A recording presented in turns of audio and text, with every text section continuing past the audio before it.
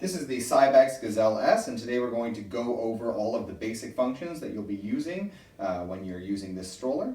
So, starting at the top then, you have your main button right here in the center of the handle, and this is what you're going to use in order to adjust the height of the handle. If you press it in, you can then find various positions that work for you. It's also a part of the fold, and we do have a separate folding video, but just to show you the basic buttons on the handle that are involved in the fold. You have a safety lever here, you have a safety slider on the top that you activate with your thumb, and then you have your main button. So in order to activate that fold, it's a matter of pulling over on that safety slider, pressing in that main button, and holding up that trigger as you press the handle in. But again, we have a separate video that'll give you a little bit more information on folding this model.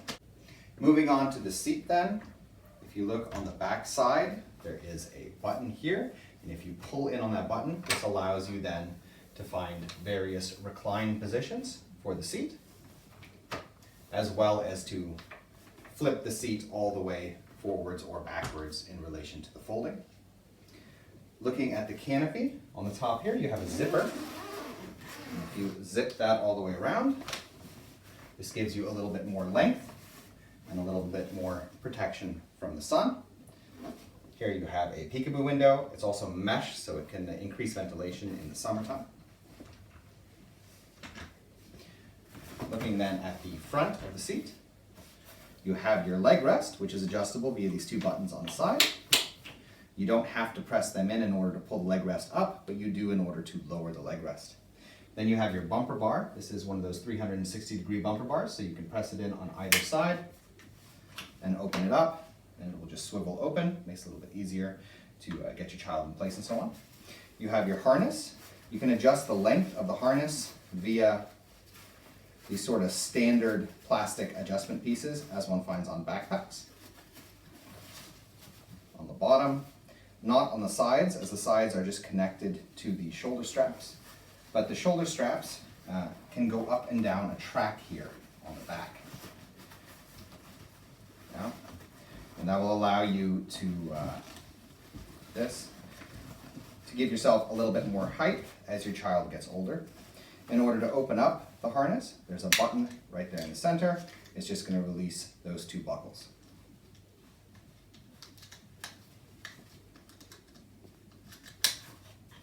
All right, in order to remove and reverse the seat, you have two white buttons here on either side of the seat frame.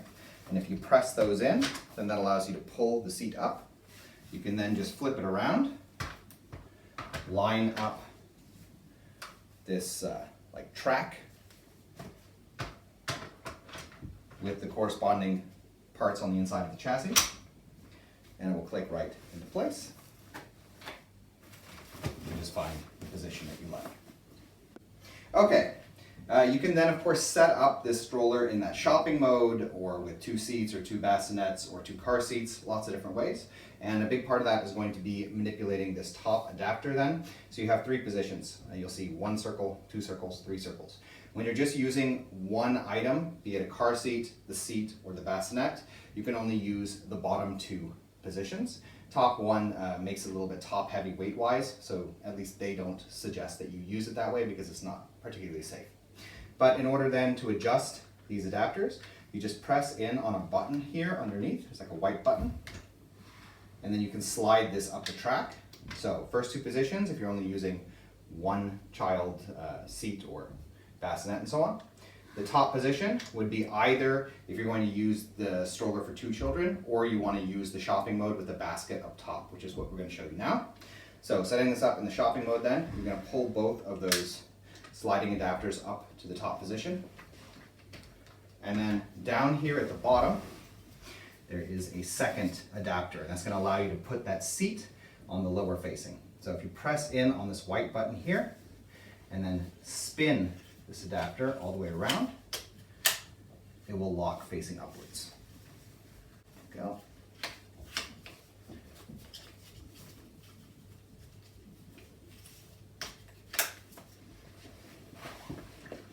So now it's set up.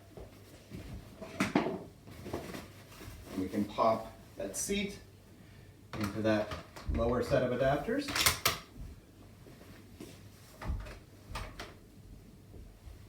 And then you can take your handy shopping basket and slot it right into the top set of adapters.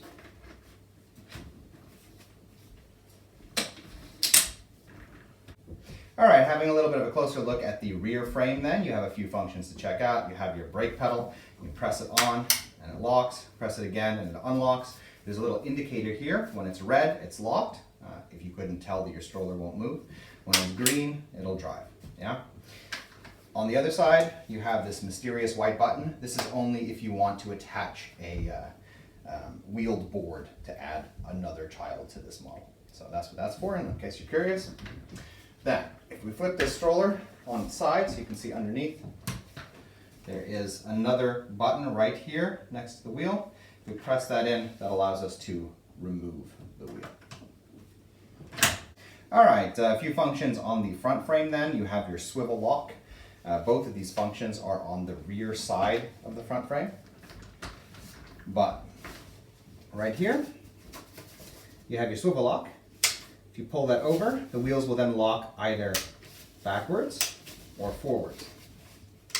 Yeah? The difference here is that if you lock them in the backwards facing, that's if you're going over difficult terrain and you need to lock it in line so that it's easier to maneuver and so on. If you lock it in the front facing, that has to do with achieving the standing fold.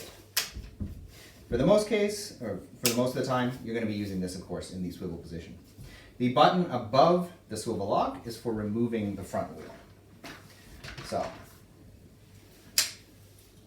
if you press it in, then you can just pull out the front wheel like this, and it'll pop right back into place otherwise. So in any case, that was a basic overview of the just most basic functions you're going to deal with if you get a Cybex Gazelle S. We hope this video has been useful to you, and if it has been, we ask you to subscribe, as it helps us to continue making videos in the future. Thank you.